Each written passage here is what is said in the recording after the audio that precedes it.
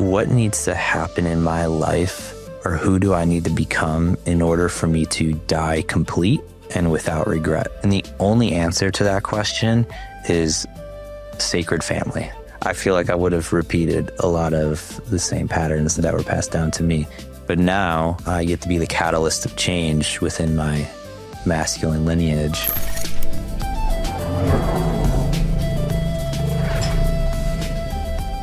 Josh, we want to know, where does your heart speak the most? I love that question. I'm certainly always focused on the heart. I think today, presently, it's with my clients, with the men that I would work with and get to serve. I have found nothing more fulfilling, more purposeful than being able to be an ally in a man's life, a guide to his heart. And I really, the larger vision of my life is really liberating love, but doing that by leading men from their heads into their hearts. But have you always been a heart-centered man? Where was there a point where there was a metamorphosis between where you maybe weren't a heart-centered, conscious man and you came into that? Yeah, for sure. It was only 5 years ago. It was when I started men's work. I'll just start in the middle of the story, but I found myself in a really wonderful relationship with a wonderful woman who I was about to lose. And I had the awareness that I was repeating a lot of old, immature patterns that weren't even mine, really. And I knew that if I lost this relationship, I would recover and I would find myself in another relationship, but that I would be repeating these same patterns. And I just had this really sharp awareness of the patterns that I had been repeating through my teens and 20s. And that was like the arrow in my heart. That was kind of like, hey, wake up, bro. It's time to shift and change. You don't want to lose this relationship. And I was also just in that, at that time, we spoke with Matti around, the mindsets of like pessimism and optimism and scarcity and abundance. And I was certainly rooted in scarcity and fear and shame and repressed anger. And I had all these very negative worldviews that did not allow me to access my heart or open my heart or share my heart. Yeah. And when you started with men's work, what did that look like at the beginning, and how has that maybe evolved over the last 5 years? Yeah. So it started right at the start of the pandemic. I mentioned my former partner. She was working with a women's coach and working through some of the experiences being in a relationship with me. And her coach just said, sounds like Josh should join a men's group. And I had no idea what that was. And I was a little resistant to it, but also, again, had the awareness that something needed to shift. And I just didn't have the wherewithal to know where to start. And so I kind of just surrendered and was like, okay, I'll find a men's group. So right at the start of the pandemic, I found a virtual men's group through an organization called Everyman, based out of New York City, or at least that's where they were. And I spent 2 years with them. And every Sunday evening, I met with the same group of guys for 3 hours. And the frame of that group was slow down, open up, and connect. And for 2 years with the same group of men, that's what I did. And it was really uncomfortable. It was really difficult. But then I started to experience the inner shifts and the beauty of learning how to slow down, open up, and connect. And then the ripple effect of that, of course, the ripple effect starting in my relationship, but then my friendships and then my family. So that's where I started.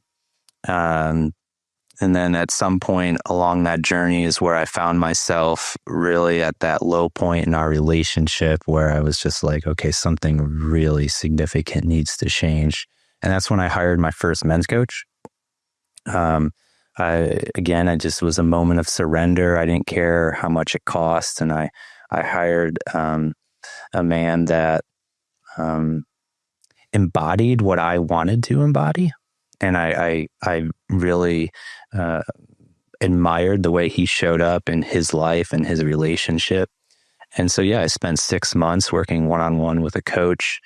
And that was incredibly challenging, but also it was the fastest upward trajectory I ever experienced because I had somebody who was a professional at what they did pouring into me every single week, holding me accountable, keeping my feet to the fire, and really leading me through processes that not only, again, with this theme of slow down, open up, and connect, but really to start taking inspired action, start taking risks, and leaning into a lot of fears that I, was just suffered under the weight of.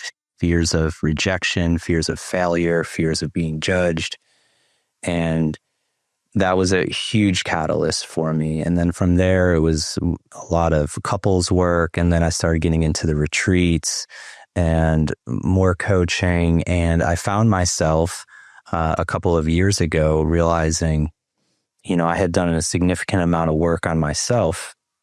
It's like, okay, there's a passion here, and I feel the purpose in it. I feel the purpose in changing my own life. And I might be interested in helping other men do this. And I just had this intuitive hit that I would be good at it.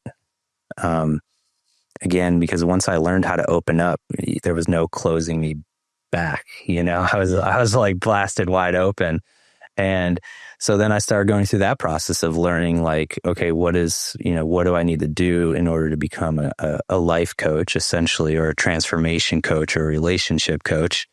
And so I went through that process, and that involved, hiring another coach. I had to go through a whole process of excavating my relationship with money. And, because there was a lot of fear and hesitation going into entrepreneurship and cutting the corporate paycheck. But I'm a junkie for this stuff. Like, I don't do drugs. I don't drink alcohol, but I certainly am a junkie for personal development and men's work. And I've spent a lot of times at retreats. I'm presently studying under a man named John Weiland in a 3-year certification that he runs. And that's been the deepest work that I've done to date. And it's very fulfilling. I'm still meeting new parts of myself. I'm still excavating truths. I'm still releasing old energies and patterns, and really stepping into a more empowered version of myself, a realer version of myself, and one that it's just become undeniable, like who I am and how I want to show up in this world. Yeah. I've had so many questions, but I just want to touch on, I remember when you came to me the first time and you brought this conversation around creating a men's group. Mm.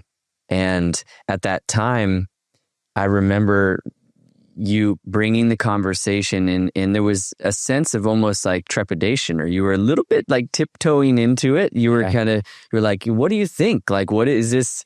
Is this something that you think people will respond to?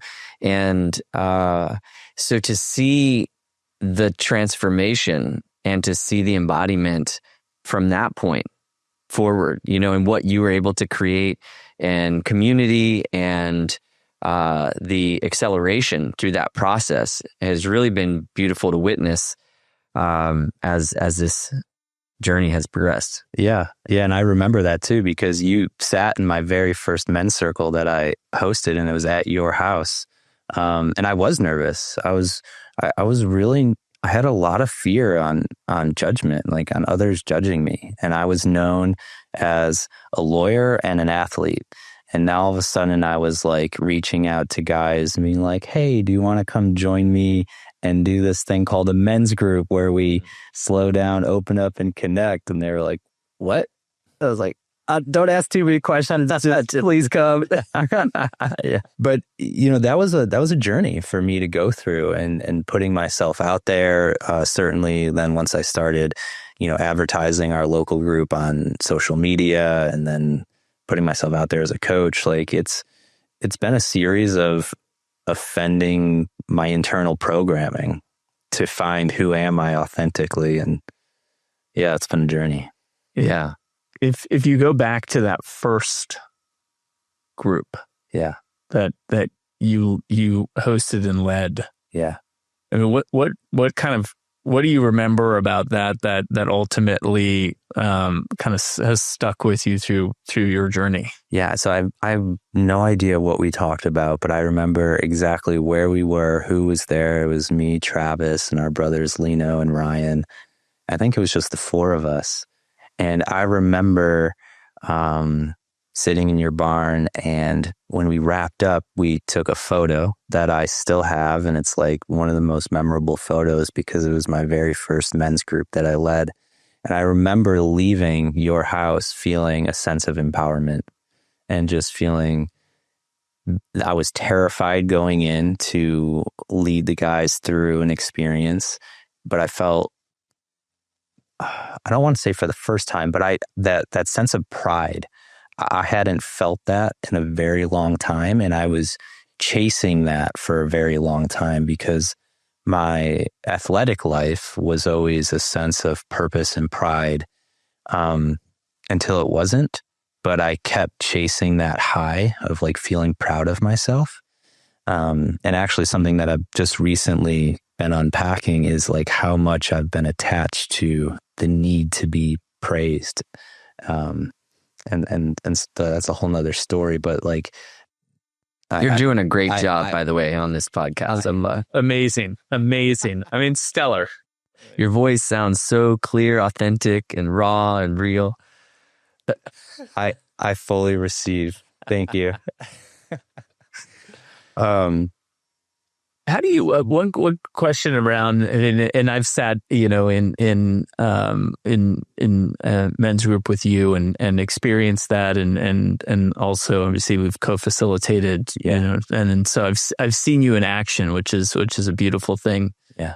In that first one, so you were sitting with people you knew. Yeah. Right. Well, and then the transition then to introducing maybe men that you hadn't had an experience with or a deep relationship up to that point. Like, how did that feel in terms of that kind of natural progression in terms of your path as a coach? Yeah, that's a great question. And it actually started to become easy because I learned that as long as I lead from the front, like as long as I am doing what I'm asking others to do, others will follow.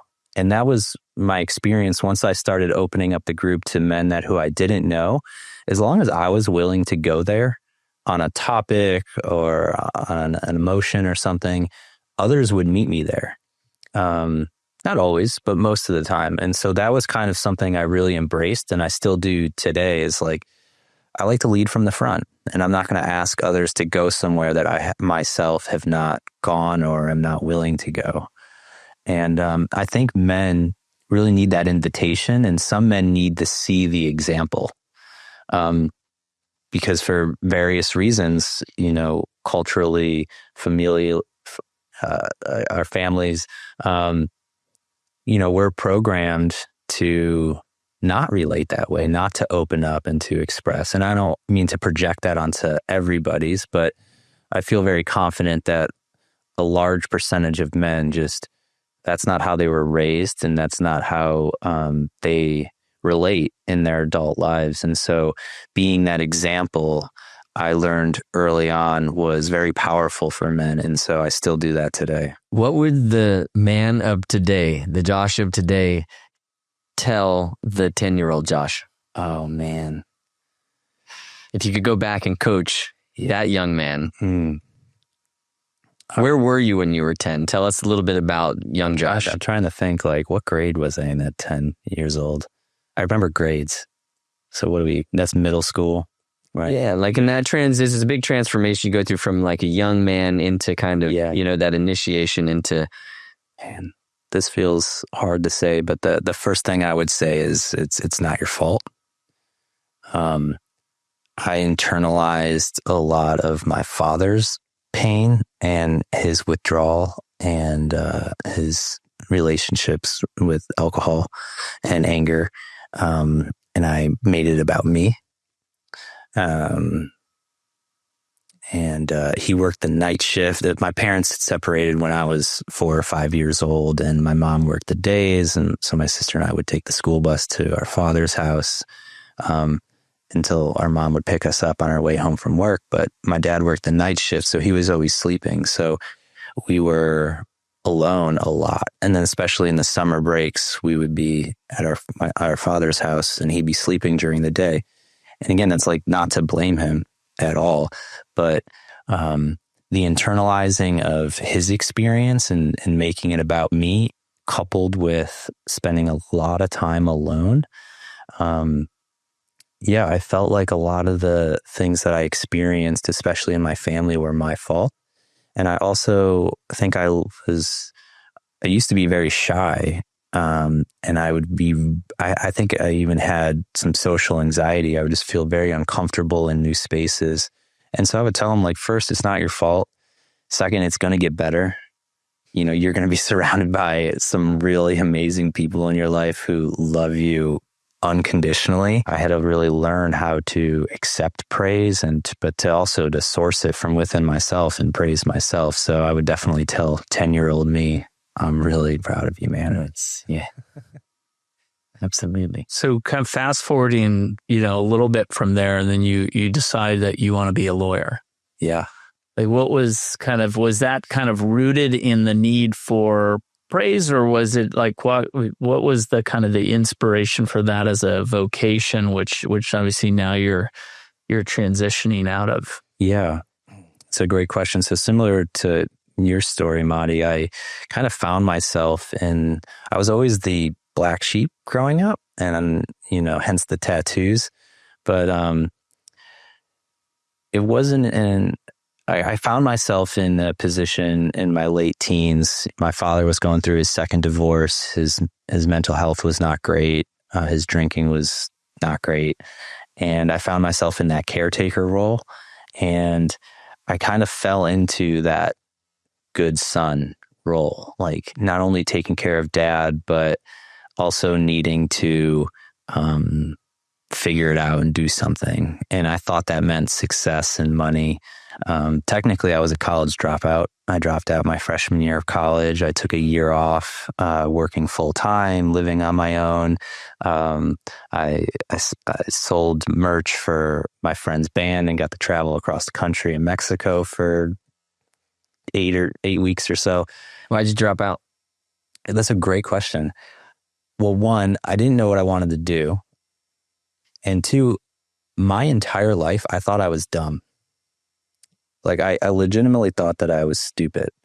And I had, growing up, going to Catholic school and Catholic boys high school, and not to like cast any shade towards Catholicism or anything, but I had some, in retrospect, very harsh teachers. And one in particular, really instilled that belief in me that I was dumb. And I remember her telling me, like, if you keep acting like this, you're not going to amount to anything in life. And, and I just played that role, right? Like not doing my homework, not studying, getting in trouble, getting detention, going to the principal's office, right?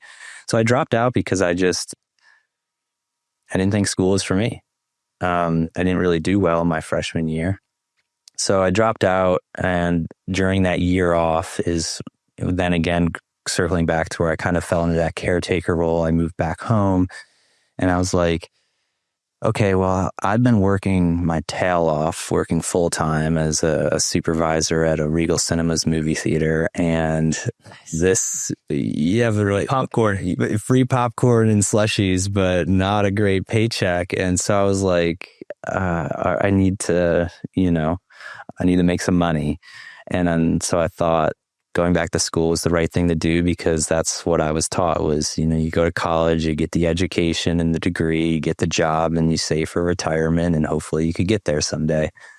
And so I went back to school, and when I went back, that's when I realized that I was smart for the very first time. I went to a very small private school in Buffalo, New York, where I'm born and raised. And I studied criminal justice and American history. And I thought I wanted to become a police officer. And then through college, I realized I didn't want to become a road toad cop. I wanted to go into federal law enforcement. Well, one way of doing that is the legal profession. Like military and scientists are other ways to get into the FBI. But I went into law. I was influenced certainly by my childhood best friend, Pete, and his mother, who was like a second mom to me. And his father was a lawyer. And so he was always going to go to law school.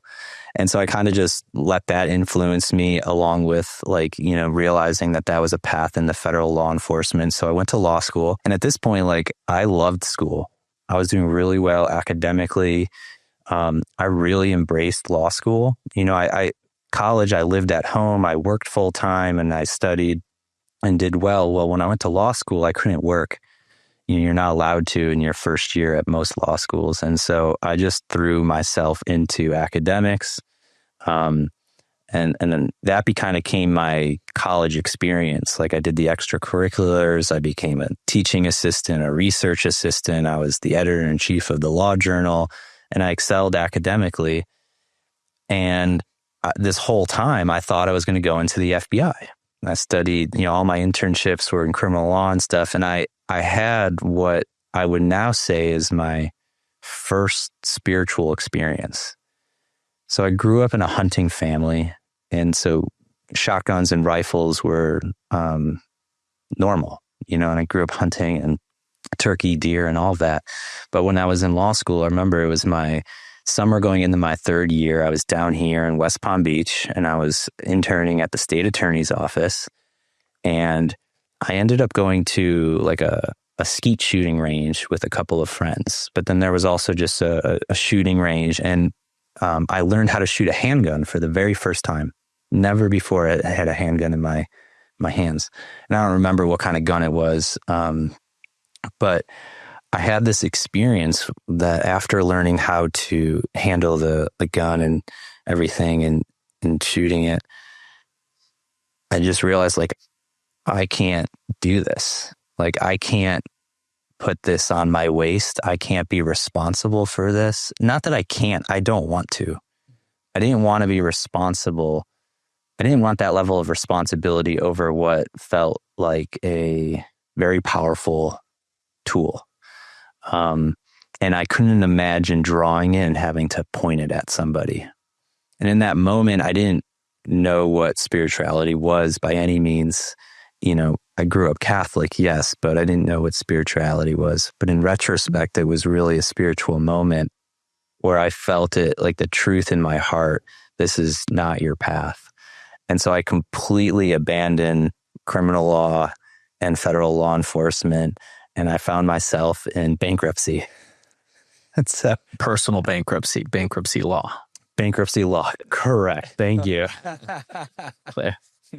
The bank's impressive to have to go through bankruptcy as a college student. Here, it's well, the funny thing is back in the 80s, a lot of there used to be this loophole in the bankruptcy code, and so many people would go to graduate school, medical school in particular, and then they would graduate and immediately file for bankruptcy because they would discharge their student loans, and then they'd be able to start their career with no debt.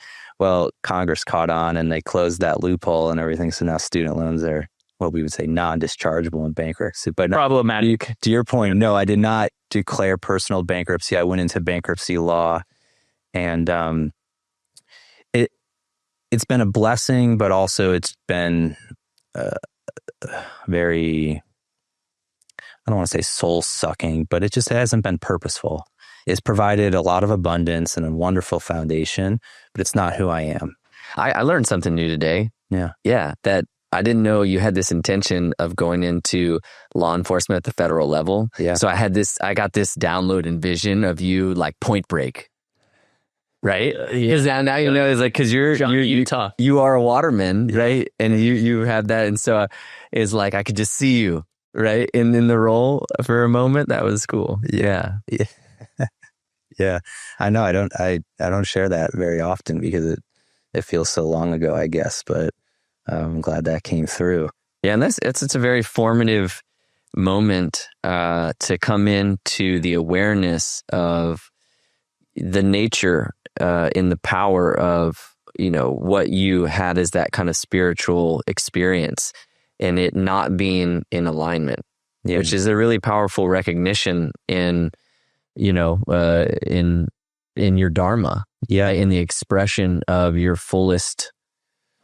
And it makes complete sense now, like with today's perspective, and like where I mentioned, like leading men into their hearts. Like that's my purpose, the liberation of love, first in the man, but then in relationship, and then in families, and then hopefully the ripple effect is, you know, that's how we change the world.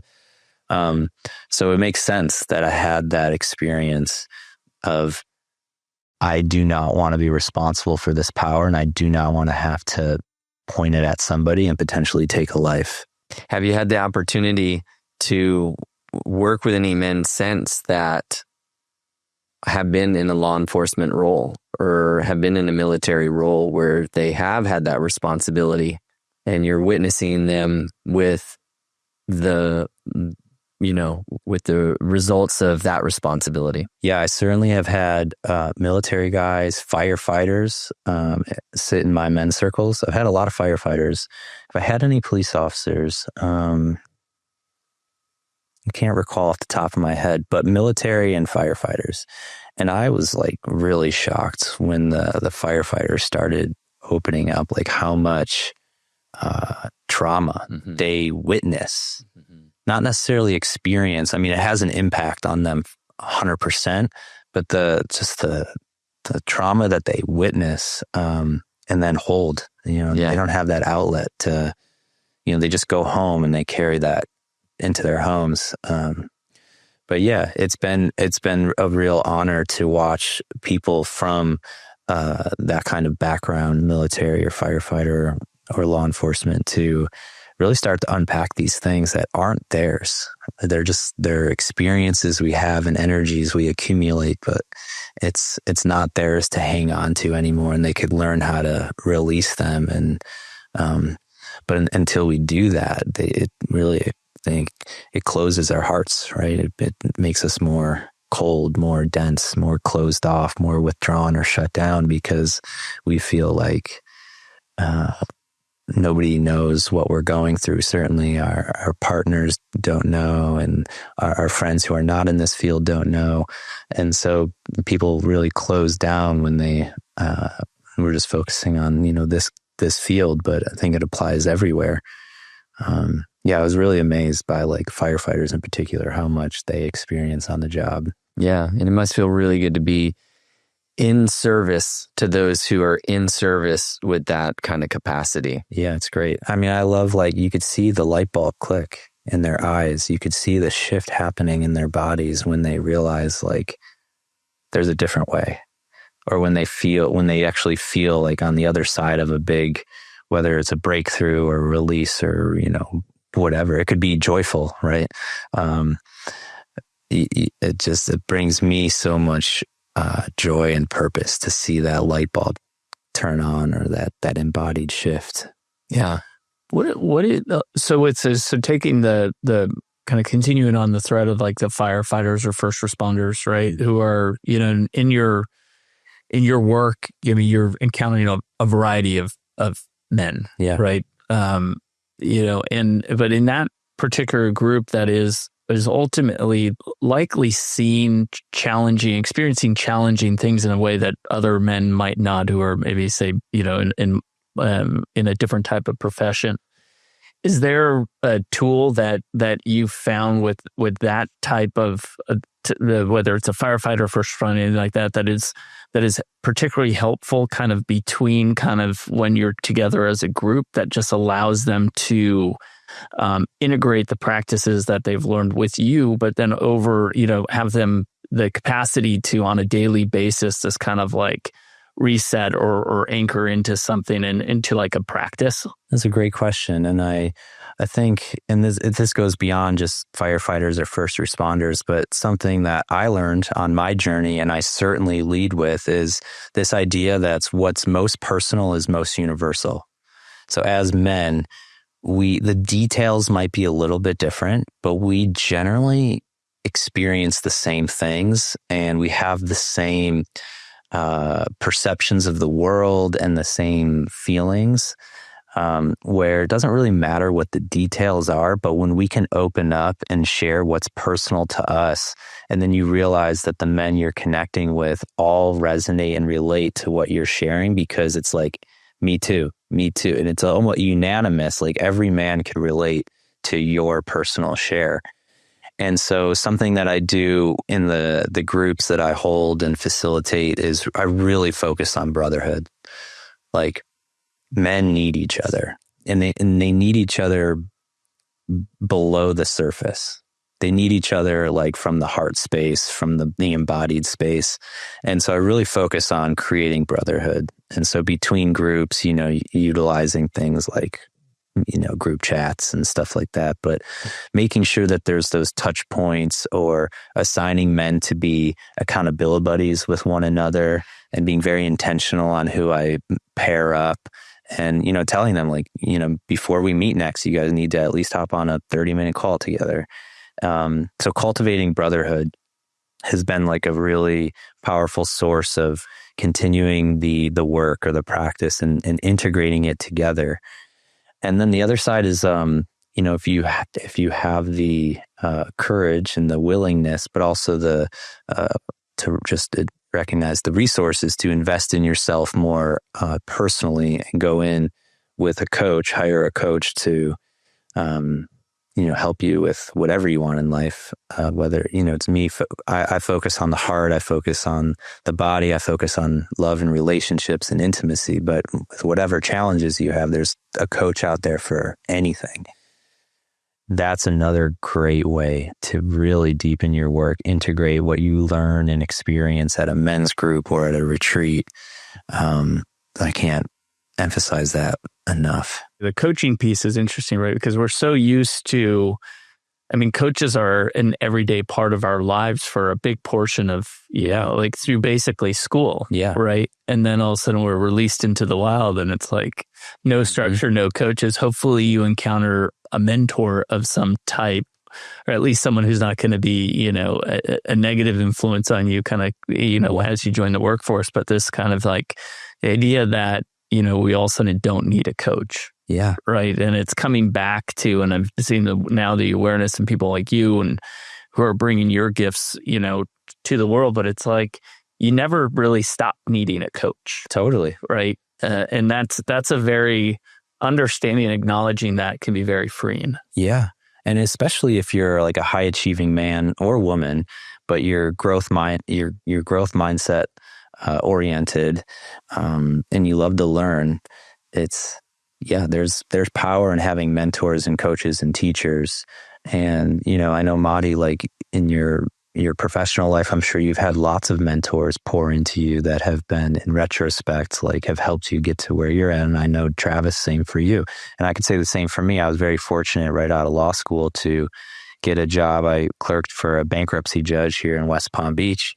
And he really was my first healthy example of not only masculinity, but he was like my first male mentor.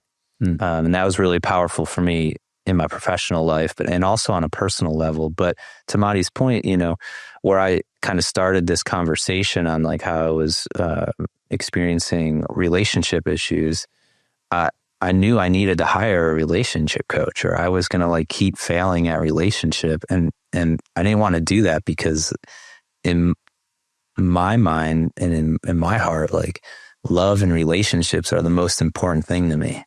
And I just was like, well, I want to be better at this. So let me pay somebody who's really good at love and relationships and learn from them. Who is an example of that in your life growing up? Love and relationships, and really I had a wonderful family, and certainly there are, I don't want to like cast this shadow that I had a terrible upbringing. Like my mom was certainly a source of love. My grandmother that I grew up to was certainly a source of love. Well, I know that I've gotten to have an inside look into some of your personal life, over the years. And your sister was a big source of, I think, inspiration and love in some ways. So, just we've talked about Matti's sister, and how her impact on his life is carrying forward in his legacy, and if you're open to sharing a little bit about your sister's journey. Yeah, totally. And thank you for bringing me there. I think I was searching for like a male example. So my older sister, Caitlin, she's about 2 years older than me. And she was born with a rare neurological disease called Rett syndrome. And from my understanding is it only impacts women. So the story there is that she didn't have any control over motor function. She couldn't walk, she couldn't talk, she couldn't feed herself. And so I grew up with an older sister who was special needs, a complete assist. And she lived with us until she was 18 years old. But my childhood was really impacted by that, and in both a very beautiful way and also a challenging way. But the beauty of it was, man, I really learned compassion, acceptance, patience, and also like I think it helped me eventually embrace who I was, because I never felt, although I was shy and had some social anxiety, I never felt weird around people who were different, right? And my sister was very different, and I would see it sometimes when my friends growing up would come over to the house and they didn't know how to act around her because they had never been around somebody that was different from them. And I never had that experience, right? I also grew up with a stepmother who was African American and two stepsisters, and so even like race was just never an issue for me. Like I was just around diversity, I guess, and there's a ton of beauty in that, and there were of course challenges like, my parents being divorced, with my sister being special needs. My mom being a single mother of 3, working full time, and always being a nurse in the house, helping to take care of Caitlin. And even though I was the middle child, I was also kind of the first child to experience all of the quote unquote like normal things that kids go through, right? And in retrospect, I think there was that affected me as well. Yeah. So to kind of fast forward, like thankfully when she was 18 years old, she was selected to move into a New York State like Medicaid funded home, like an actual residence that was completely retrofitted for adults with special needs, not exactly like hers, but similar. And so she was able to go live in this home for free and have around the clock care and just state of the art care, and equipment. And it was also really hard because I very much remember the conversation that my mom had with us that Caitlin was going to be moving out. Mm-hmm. And I remember, in my immature high school tone, I just said, well, that's gay. And then that was, my way of saying like, yeah, I didn't like that, right? Because I just was used to her always being there. So she got to move into this home, which was a blessing for sure. And she lived there until she was about 35, I think, is when she passed 2 years ago. And that was really tough. And another spiritual experience that I had. It brought up a lot of grief and shame on how in my adult life I didn't spend as much time with her as I would have liked. I couldn't call or text her. I could only spend time with her in person. And she lived in Buffalo, New York, and I was down here in South Florida. And to watch both my mom and dad, but primarily my mom, go through the process of losing a child was just, oh man, like I can't imagine anything worse as a parent. I'm not yet a parent myself, but you two are. And I just I can't even imagine what that experience would be like to lose a child. And there was also a ton of beauty in it, because here was this beautiful, innocent, joyful soul stuck in a body and in a mind that was different than our experience, right? And so there very much was this knowing that her soul was free, and that wherever she ended up in heaven, her soul was joyful and laughing. She had a wonderful laugh. The really wonderful thing, I shared this with Matti the other day. I didn't know this until the time of her passing, but they were able to figure out that with Rett syndrome, I guess the connection between the eyes and the brain was still good, and so she could. She knew who we were, right? Mm-hmm. And we always knew that, because when my mom would walk into the room, she would light up and she'd start laughing, right? So it just kind of made sense that was the case. But yeah, it was at that point I'd already been on this journey of accessing my heart and living from that space. But man, that was brutal and beautiful. And thankfully at that time, I had a really wonderful community around me, and I just didn't have to go through it alone, which was really special. But man, that was tough. Yeah. Yeah. Thank you for sharing. Yeah. Yeah. Kayla Marie. Honor her life, her soul, her love, her wisdom. Yeah. And how you carry it forward. Yeah, thank you. Yeah, and when she passed, it was again, all this awareness just floods in on how my childhood with her, and just her specifically, impacted me as a man. It was wow, that's where the compassion comes from. That's where the patience comes from, and the acceptance. And yeah, so there's a lot of beauty. I'm super grateful to have a sister like that. Yeah. I remember when you and I first met, I think you had reached out about the crossing. Yeah. Maybe through Facebook. It was a Facebook message. Yeah. And it was early on in the relaunching of the crossing. So it was in 2017. And when we first got together, we got together downtown West Palm Beach. Yeah. And it was Veg Fest or something. Yeah. Yeah.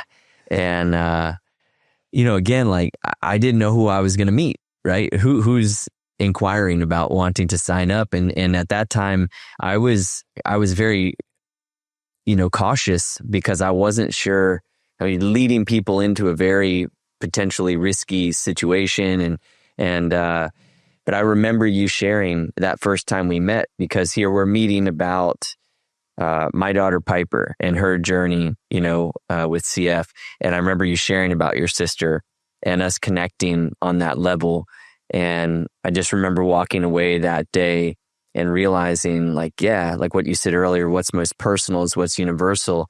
And I think we'd be hard pressed to find a family unit on the face of the earth that doesn't have somewhere in their family, someone who has an affliction, or has something that they're battling or facing or challenged with, some great adversity.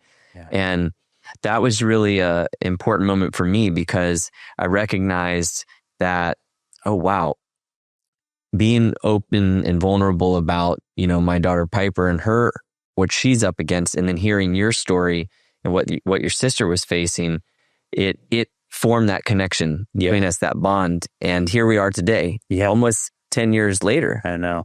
Yeah. No, I remember that conversation really, really well. And of course I thought the crossing was this amazing, terrifying adventure that I was interested in. But when you and I had that conversation, I got to learn about Piper and share Caitlin with you. that's really when I was like, okay, yeah, I'm going to do this. Like, cause I felt the cause, it was more than just the adventure. I really felt the cause and the connection with you. And, I've told you this before, Travis. I moved to Florida after I graduated law school, and I had family down here, but it took me a little bit to find friends. And you really were truly my first friend that I made down here. And I consider you, I use the metaphor line in the sand. We all experience lines in the sand where there's life on one side of that line and there's life on the other side of that line. And, meeting you, developing a friendship, doing the crossing, and becoming a part of your family and your vision, and what that has done for me is like, this is really, it's hard to put into words, but you coming into my life is a line in the sand. And I'm so grateful. I mean, we've had so many experiences together since then, out on the ocean, in the wild, in all kinds of realms. And I'm just so grateful for it, man. I really do love you so much. And I'm really grateful for everything that you have given me. And, I can't tell you that enough. Man, same here, and to have Piper grow up with remarkable men and women in her corner. Yeah. Somebody asked her a couple of years ago, like, well, what does all this mean to you? Piper's Angels and the Crossing. She said, well, I find it amazing that all these people I don't even know, that they love and care about me. Yeah. And you brought that, right? You were a foundational aspect of what really built the Crossing community. And I think that's important to recognize in where all three of us are, is that we've been a part of building community, and we're continuing to build community and bring people together around the proverbial fire. We've got the fire element with us, but what does the fire element mean to you? Actually, fire is another point of connection between the three of us, but fire is a purification. Like, fire it's purifying. It takes physical form and it changes it. Like, you think about putting a physical log in a fire, it burns it into smoke and ash, right? But you can also, it's a purifier of energies, right?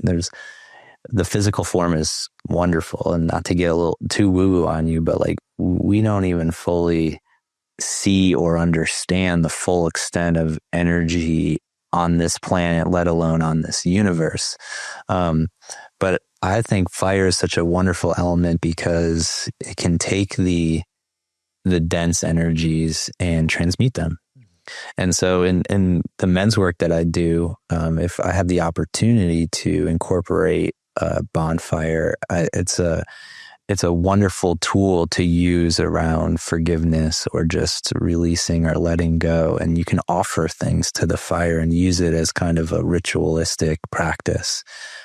So I love fire. I have a candle on my desk whenever I have to have a challenging conversation on the phone or Zoom. I always light the candle just to, for some support. But in the work that you do with guys, obviously a lot of it is kind of, there's this whole healing process around the masculine, but how do you think about the feminine and kind of men in relationship with women, and especially coming from, and we both come from a situation which we, effectively, single mothers, and then there was this kind of gap on a father figure. But how have you seen that influence your relationship with women? Yeah. And I'll just say, like, I love the feminine. And I think, like, everything that I do is in devotion to the feminine.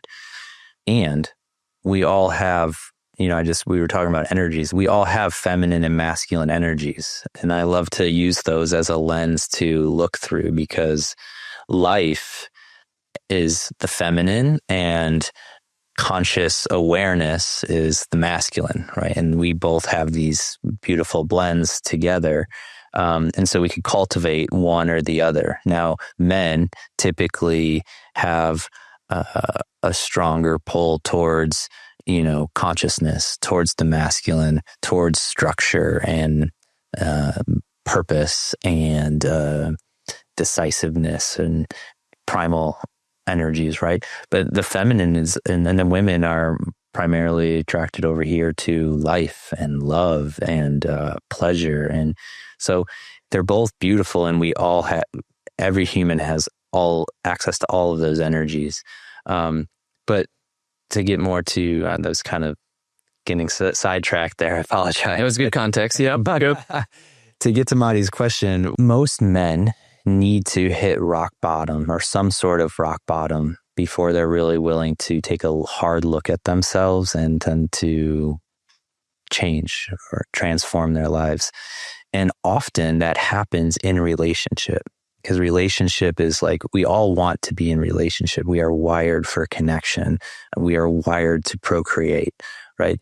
But relationships, especially in today's day and age, they're challenging, and not everybody has the best or healthiest example of relationships. And Hollywood doesn't do us any well, like growing up with that. And so for me personally, right, like my relationship struggles was the catalyst, kind of was like where I hit my rock bottom. And I think it's common for most men to really, like, everything else can be going well in life, but they're really struggling with their relationship to women and the feminine. And so that's where I kind of love to come in.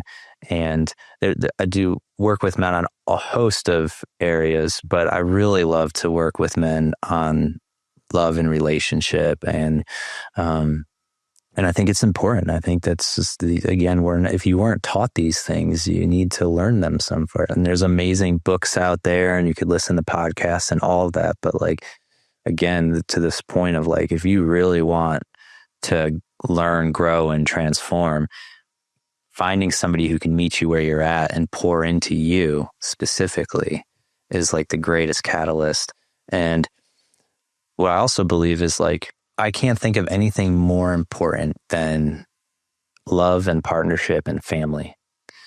And so if that like unit is good, then it really doesn't matter what is going on outside of the home or out in the world or in politics, right? But if you have your family unit, that you're, as a man, emotionally relevant to your partner, to your kids, to where you're a steward and a leader, to where you can take your partner to places that she deeply desires to go, but can't get there on her own.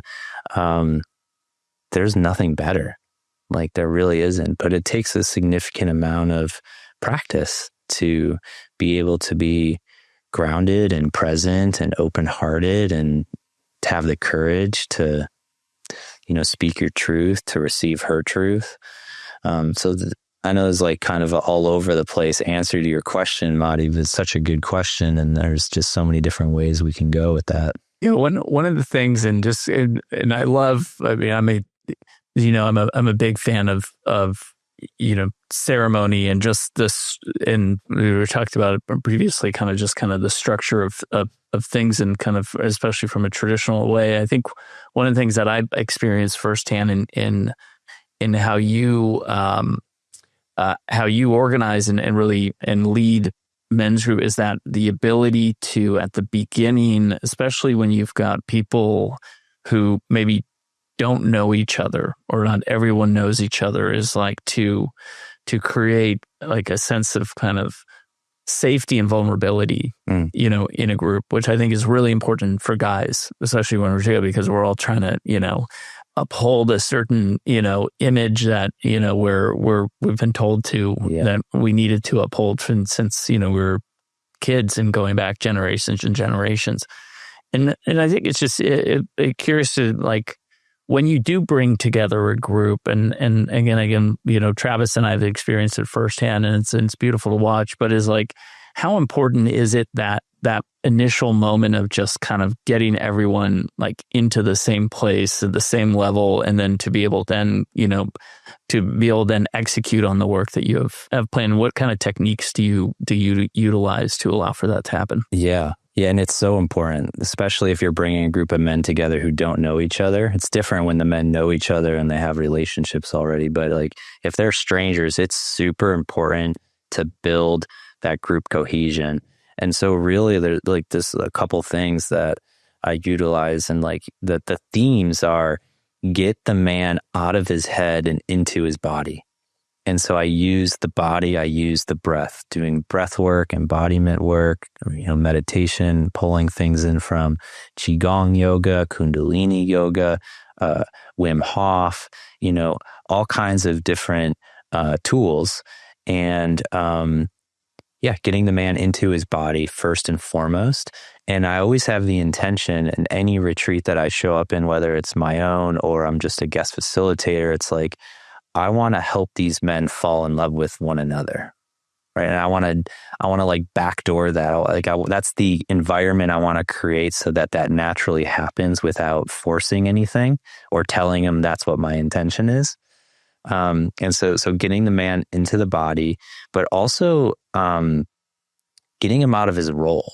You mentioned like when you show up into a space, there's a certain amount of posturing, maybe even like you're kind of, it's like, where am I in the pecking order? Who are these guys type of thing, especially if you're just, new to all of that. And it's completely normal. I myself used to do that all the time.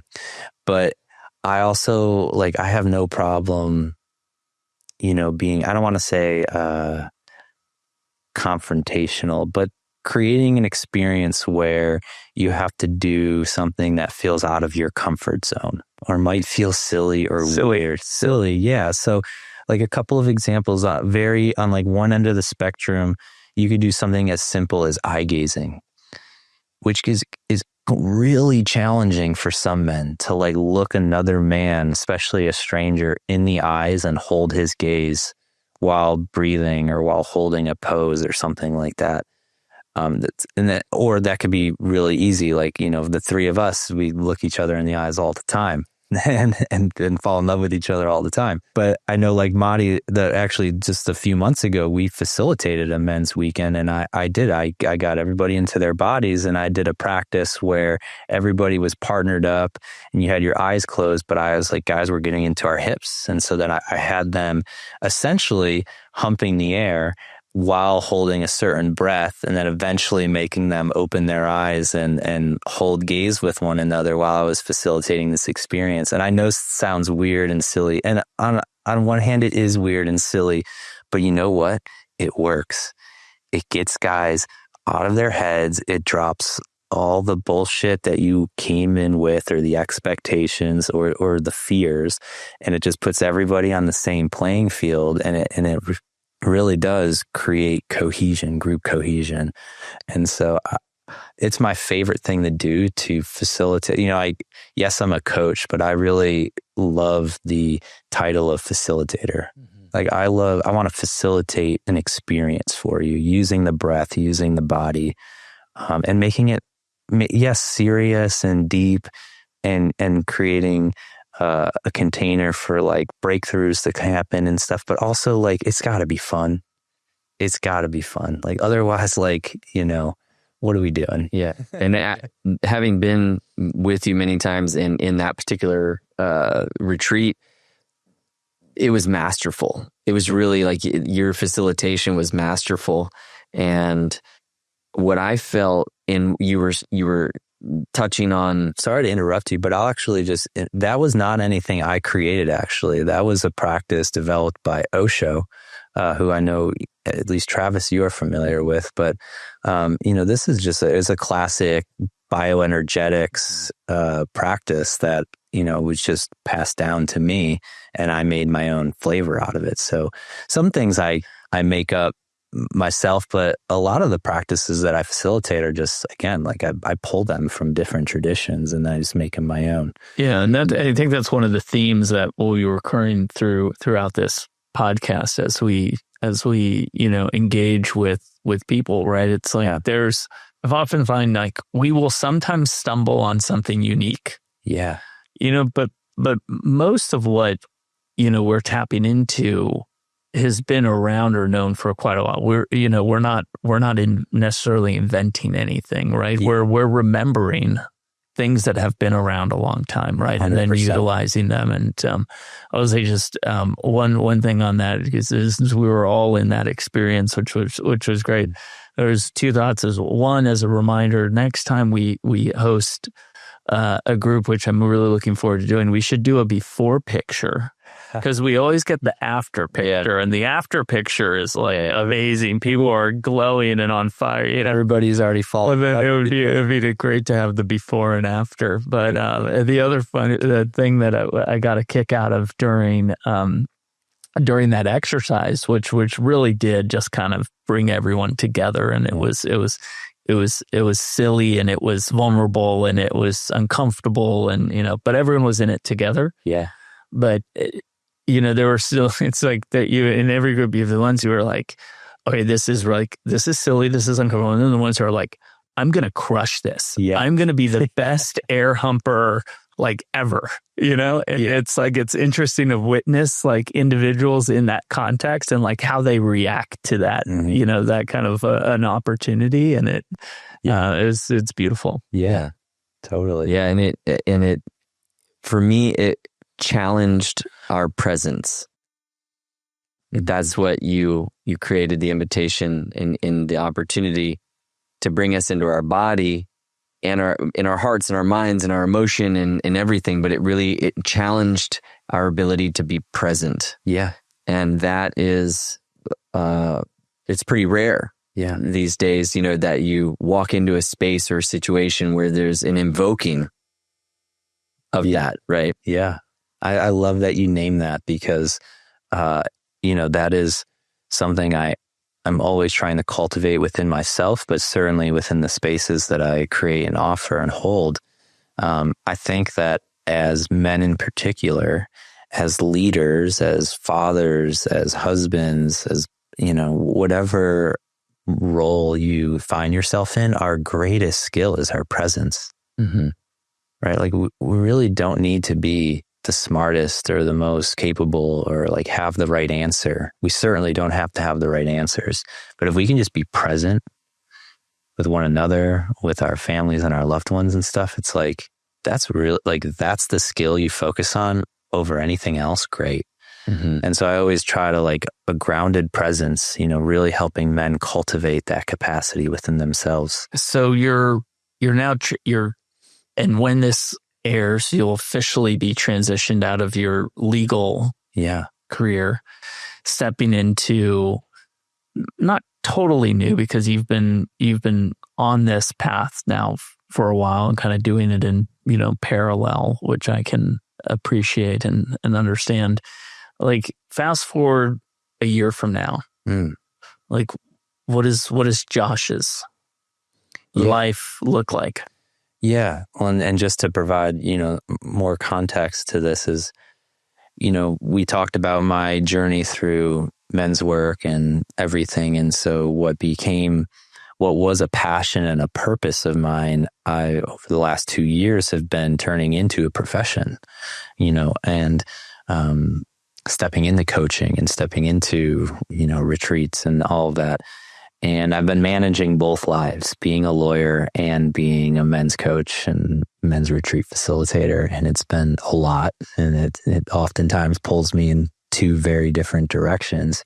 But now I'm at the point where this is real, right? Like real money's coming in, more real opportunities. And I'm now at this place where it's time to take a leap of faith. And really trust in, again, it's brought up a lot because I've never been an entrepreneur. I don't come from a family of entrepreneurs. I've always been tied to the corporate paycheck. And so now I'm finding myself in this place where it's time. Like it's time to trust in myself and trust in the universe and give it a shot, right? I'm 35 years old. I'm presently single. I do not have kids. It's like, this is the time to take risk. And so, yeah, by the time this airs, I will have like, taken that leap of faith. I'm looking at, just only like a month to 6 weeks left in my legal job. And so a year from now, it's being fully focused on my genius and my passion. And it looks like coaching. It looks like facilitating retreats. I'm still very much steeped in my own trainings, like very much so. And I will be next year as well. But also this adventure that we've been going on together, this podcast, Maya Wellness, when Matti first presented the idea to me of building a physical retreat center, I was immediately like, yes, because I love to create experiences and facilitate experiences. And I have myself gone to some really amazing retreat centers out there in the United States, like some really beautiful places. And to be a part of creating that, like I was just like 100% yes right away. Now, I don't know if a year from now we'll have a brick and mortar location, but we might have land, right? And we'll certainly have stuff built out in the virtual space. So I very much see my wellness being a part of my journey. Honestly, a year from now, I really do see myself in relationship. I'm intentionally not dating right now. That we could get into that conversation, but that's a whole episode. That's a we're saying get into the there's some weeds there. Write that one down. Yeah, episode and I'm gonna put a pin in that. But yeah, I do. I was recently asked the question. How was it asked? It was asked like, what needs to happen in my life, or who do I need to become in order for me to die complete and without regret? And the only answer to that question is sacred family. And what that means to me is just having an amazing, beautiful, challenging ride or die partnership that we are both, just that it's all the things. And I've really owned through my own journey the desire to have kids and be a father and create a family and someday be a grandfather, right? That was never on the table for me, ever. That's only something that's come to the surface within the last few years. So yeah, a year from now, I hope that I'm in relationship with my forever and somebody who I'm going to create life with. And because that's really why I'm doing all of this, is because I want to, I see my greatest impact as a human and as a man to take everything I've experienced and learned and all of the wisdoms, the trials and tribulations, and pour them into tiny little humans and let that be, the imprint that I make on this world and on this human evolution. I think it's like I've watched YouTube fathers like Travis. You certainly have been an influence on me claiming that desire to become a father. And yeah, I just so I would hope a year from now I'm in relationship and on my way to, creating that reality. Very beautiful. Yeah. Big fan of being a father. So highly recommended. Some ups and downs, but overall well worth it. I've asked the question, not so much recently, but as I was really grappling with that desire and sitting in a lot of my own men's circles and others, I would ask the fathers, just very bluntly, would you give it up or would you trade it for anything? And 100% the answer is absolutely not. It's the greatest. Yes, it's challenging. Yes, I'm exhausted. Yes, I want to eject sometimes, but it is the greatest experience most men go through. And so just gotta be some truth to that. Right. People been fathers for a long time. Yeah. Yeah. The rite of passage and the initiation that it brings you through is definitely a huge transformation. Yeah. And I was I'm really grateful that, I've waited this long. because, if I had kids and early on in life, like it wouldn't have ended well, I feel like I would have repeated a lot of the same patterns that that were passed down to me by, again, no fault of anybody's. It's just, that's what was within my family lineage. But now I get to be the catalyst of change within my masculine lineage. And so I feel incredibly blessed to, be who I am today, where I am today, and, to be able to welcome into a family on the other side of my transformation. Yeah, love that. Catalyst for change. Yeah. Be the game changer. As we land the plane on a deep dive into Josh, so the big question that I have is, how many tattoos do you have? I actually do not know the answer to that. It's funny, I started getting tattooed when I was 18, and I used to keep a list. Back then it was in my BlackBerry of like the tattoo and how much I paid for it. But then when I lost my BlackBerry, I lost the list. So I don't actually know. I have my torso's covered, my right arm's covered, my right leg's covered, and then there's some stuff elsewhere. But I don't know the answer to that question. Tattoos were, of course, a form of expression for me, but it was kind of like the vice. I mentioned growing up with my dad's being a functional alcoholic, and I was very aware of that growing up and very turned off by it. And so I threw everything out the window with alcohol, drugs, marijuana, which was really big or popular in, my generation. And so for me, it was tattoos and women. Those were my vices. What is the estimate of the financial investment into your ink journey? Well into the 5 figures. I certainly was lucky where I became friends with my tattoo artists and I started getting things cheaper. But I always tell people who tell me they're thinking about getting a tattoo, I say, go to somebody who's going to charge you a lot of money because it's worth it. It's on your body forever. You could go to a scratch artist and pay $100 and get something on your body, but it's going to look bad on day one. What do you think it's going to look like, years from now? So it's worth investing in a good tattoo artist. Do you have a favorite? Is there one that stands out? Like, this is my... Actually, I kind of do have a favorite. I have the 3 horses on my bicep. There's a horseshoe framing them. It says good luck. There's a little flower in the ditch of my elbow. Look at that. It's the year of the fire horse. Look at that. Yeah. I would say that is definitely my favorite tattoo. Awesome. Love it. Beautiful. With that, it's a wrap. Thank you, Josh. Yeah. Excited to be on this journey with you, brother. Yeah. Love you guys. Love you too.